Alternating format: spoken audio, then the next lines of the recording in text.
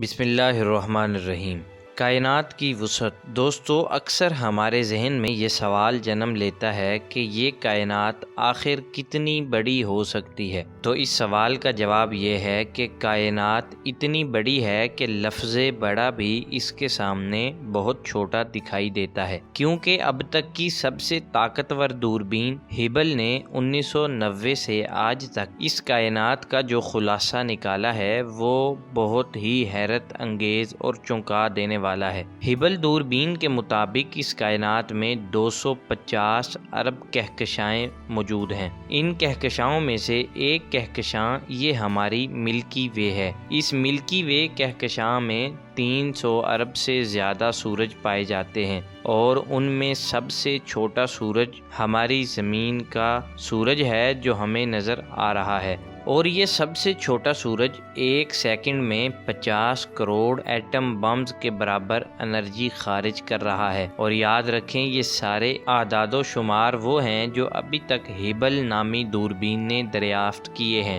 اس کے علاوہ بھی کتنی گلیکسیز موجود ہیں اور وہاں کیا کیا پایا جاتا ہے، یہ ایک الگ ٹاپک ہے۔ اور یہ کائنات ابھی مکمل نہیں ہوئی بلکہ مسلسل بڑھتی جا رہی ہے۔ کائنات کے مسلسل بڑھنے کا نظریہ سب سے پہلے مشہور سائنسدان آئنسٹائن نے 1915 میں پیش کیا تھا، جسے نظریہ اضافت کہا جاتا ہے۔ اور قرآن مجید نے کائنات کی اس وسعت کی طرف آج سے 1400 سال قبل اپنی مقدس کتاب قرآن مجید کی سورہ نمبر 35 سورہ فاطر کی آیت نمبر 1 میں اشارہ کیا تھا۔ اعوذ باللہ من الشیطان الرجیم، بسم اللہ الرحمن الرحیم۔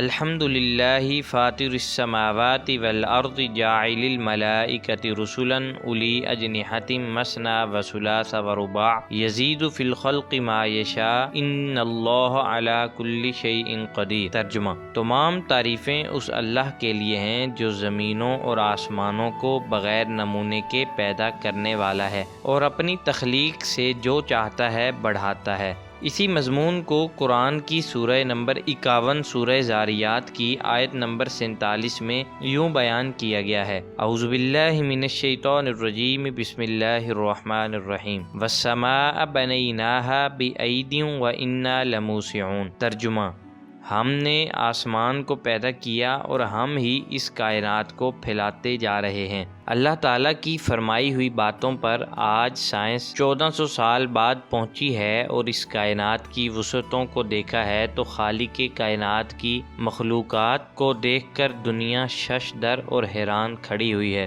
دوستو، ہمیں سکولوں میں پڑھایا جاتا ہے کہ زمین نظام شمسی کا تیسرا بڑا سیارہ ہے، اور نظام شمسی عطارد، زہرہ، مریخ، مشتری، زمین، نیپچون، یورینس، پلوٹو، زحل اور مشتری نام کے 9 سیاروں پر مشتمل ہے جو سورج کے گرد مسلسل چکر لگا رہے ہیں۔ اور ہمارا یہ سورج اتنا بڑا ہے کہ اس کی سطح پر ایک قطار میں 109 زمینیں آ سکتی ہیں، لیکن نظام شمسی کے یہ کل 9 سیارے مل کر ساری کائنات کے سامنے ایک میدان میں اگے ہوئے گھاس کے تنکے کے برابر نظر آتے ہیں۔ اور آپ کو یہ جان کر حیرت ہوگی کہ کائناتی کیلنڈر کے مطابق یہ ہماری زمین صرف 1 گھنٹہ پہلے پیدا ہوئی ہے، یعنی صرف 4.5 ارب سال پہلے، اور اس میں زندگی کے آثار صرف 45 منٹ پہلے پیدا ہوئے ہیں، یعنی صرف 3 ارب سال پہلے۔ اور اس زمین پر انسان صرف 15 منٹ پہلے پیدا ہوئے ہیں، یعنی 12,000 سال قبل انسانوں کے باپ حضرت آدم علیہ السلام جب زمین پر آئے تھے۔ آج سے 600 سال پہلے تک تمام سائنسدان ارسطو اور افلاطون سمیت اس زمین کو ہی کائنات اور نظام شمسی کا مرکز سمجھتے تھے، اور پھر 16ویں صدی میں ایک نئی تھیوری پیش کی گئی کہ زمین بذات خود سورج کے گرد